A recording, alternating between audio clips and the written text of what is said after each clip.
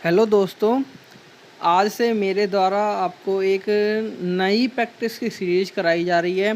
मैंने UP ASI, UP triple SC PAT और STET में कंप्यूटर का जो पार्ट बनता है उसको ध्यान में रखते हुए आज से मैंने इसकी प्रैक्टिस स्टार्ट करने का निर्णय लिया है। तो चलिए आज हम स्टार्ट करते हैं पहली प्रैक्टिस को, जिसमें हम कंप्यूटर के कुछ महत्वपूर्ण प्रमुख क्वेश्चंस को करेंगे जो एग्ज़ाम में बनते हैं। तो हम पहले क्वेश्चन से स्टार्ट करते हैं, और यदि आप इस चैनल पर पहली बार आ रहे हैं तो चैनल को सब्सक्राइब कर दीजिए।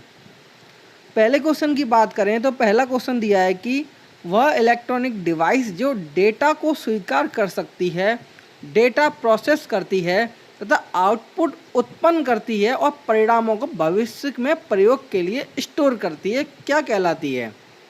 ए इनपुट, बी कंप्यूटर, सी सॉफ्टवेयर और डी हार्डवेयर।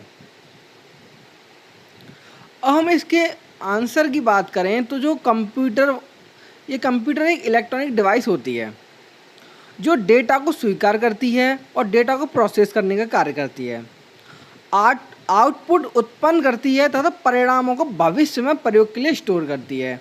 तो ये इसका जो आंसर बनेगा वो हमारा, ये जितने भी कार्य होते हैं वो कंप्यूटर की सहायता से किए जाते हैं। तो इसका जो राइट आंसर हमारा बन जाएगा B. B is the right answer. अब हम इसी के साथ नेक्स्ट पर चलते हैं। नेक्स्ट क्वेश्चन की बात करें तो कंप्यूटर के मुख्य भाग हैं। The main parts of computer are A6, B7, C8 और D9। हम बात करें कंप्यूटर के मुख्य भागों की तो कंप्यूटर के मुख्य भाग जो होते हैं वो 6 होते हैं। अब 6 कौन कौन से होते हैं? पहला तो होता है CPU,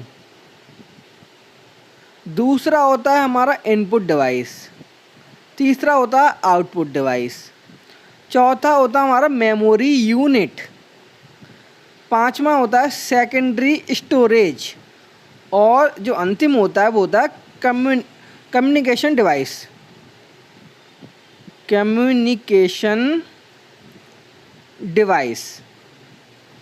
तो इसका जो राइट आंसर हमारा बन जाएगा A is the right answer. अब हम इसी के साथ नेक्स्ट पर चलते हैं। नेक्स्ट क्वेश्चन की बात करें तो नेक्स्ट क्वेश्चन ये दिया है, कंप्यूटर में यूजर को डैश भी कहा जाता है। ए ह्यूमनवेयर, बी फर्मवेयर, सी हार्डवेयर और डी फ्रीवेयर। अब जब हम बात करें कि कंप्यूटर में जो यूज़र होता है उसको क्या बोलते हैं, तो कंप्यूटर में यूज़र को ह्यूमनवेयर के नाम से जाना जाता है, जो कंप्यूटर को ऑपरेट करने का कार्य करता है। तो इसका जो राइट आंसर हमारा हो जाएगा A is the right answer. अब हम नेक्स्ट पर चलते हैं।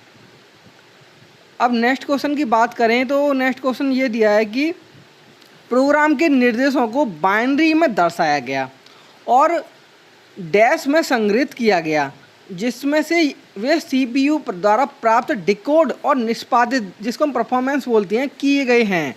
A memory, B memory and chip, C chip और डी कंट्रोल यूनिट।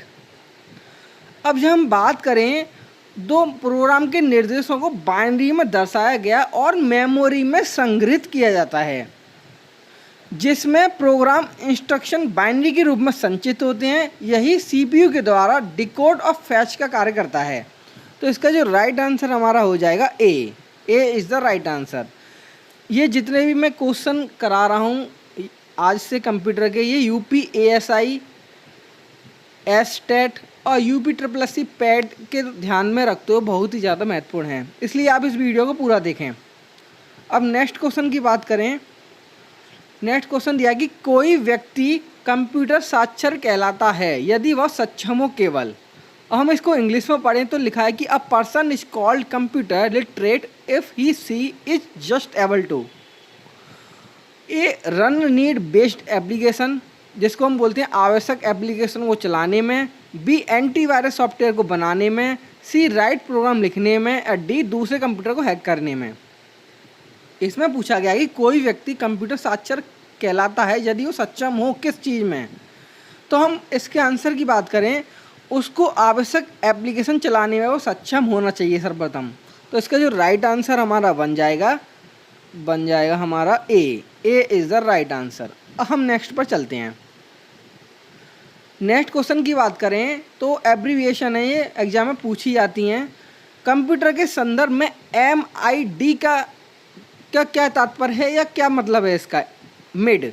तो ए दिया है मिड इंटरनेट डिवाइस, बी दिया मिडिल इंटरनेट डिवाइस, सी दिया मोबाइल इंटरनेट डिवाइस और डी मोबाइल इंट्रा डिवाइस। अब जब हम बात करें MID की फुल फॉर्म के बारे में तो इसको मोबाइल इंटरनेट डिवाइस के नाम से जाना जाता है। तो इसका जो राइट आंसर हो जाएगा हमारा सी इज़ द राइट आंसर। हम इसी के साथ नेक्स्ट पर चलते हैं। नेक्स्ट क्वेश्चन दिया है कि एक डैश दिखाता है कि कैसे परिचालन विशेषताओं को एक साथ जोड़ा जाता है और कंप्यूटर को साकार करने में योगदान देता है। इसमें इसके क्वेश्चन के कहने का तात्पर्य है कि एक डैश दिखाता है कि कैसे परिचालन विशेषताओं को एक साथ तो जोड़े और कंप्यूटर को साकार करने में उसका योगदान या कंट्रीब्यूट दे।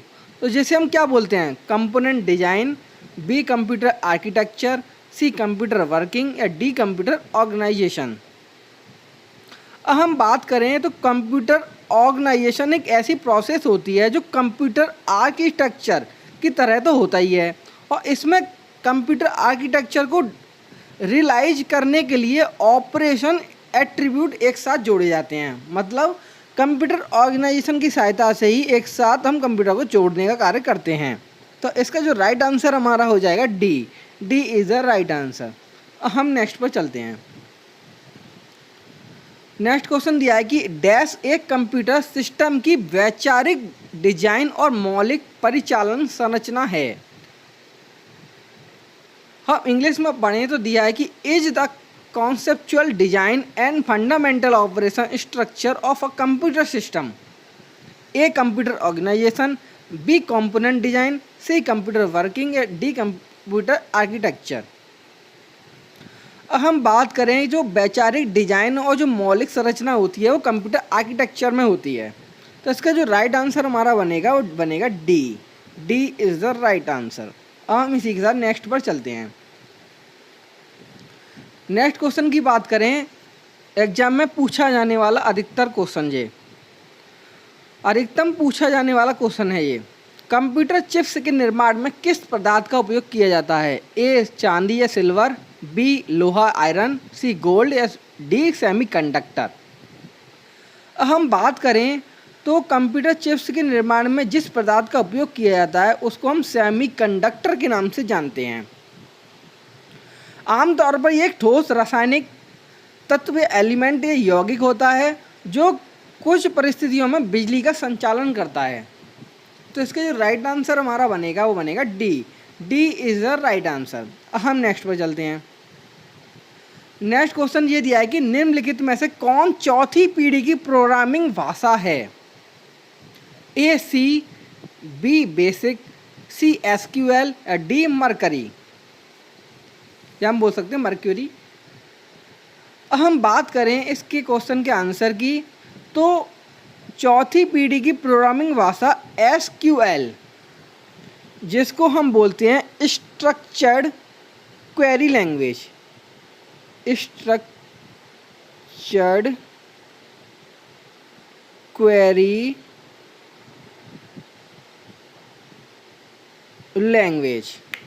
लैंग्वेज के नाम से हम जानते हैं। और जो रिलेशन डेटाबेस को मैनेज करने, जैसे डेटा को स्टोर करने आदि का कार्य करता है। तो जो चौथी पीढ़ी की प्रोग्रामिंग भाषा को हम बोलेंगे वो बोलेंगे SQL, जिसकी फुल फॉर्म में एग्जाम में जो पूछी भी जाती है कि स्ट्रक्चर्ड क्वेरी लैंग्वेज के नाम से हम जानते हैं। तो इसका जो राइट आंसर हमारा बन जाएगा सी इज़ द राइट आंसर। तो आज मेरे द्वारा आपको कुछ प्रमुख क्वेश्चंस कराए गए हैं। ये बहुत ही ज़्यादा महत्वपूर्ण है। UP ASI, STAT और UP PET में इसके क्वेश्चन बनते हैं। और यदि आपको ये क्वेश्चन अच्छे लगे हो तो इस वीडियो को ज़्यादा से ज़्यादा शेयर कर दीजिए और हम नेक्स्ट पार्ट में इसके प्रमुख क्वेश्चंस के साथ आपको मिलेंगे। तो आज की वीडियो में इतना ही एंड थैंक यू।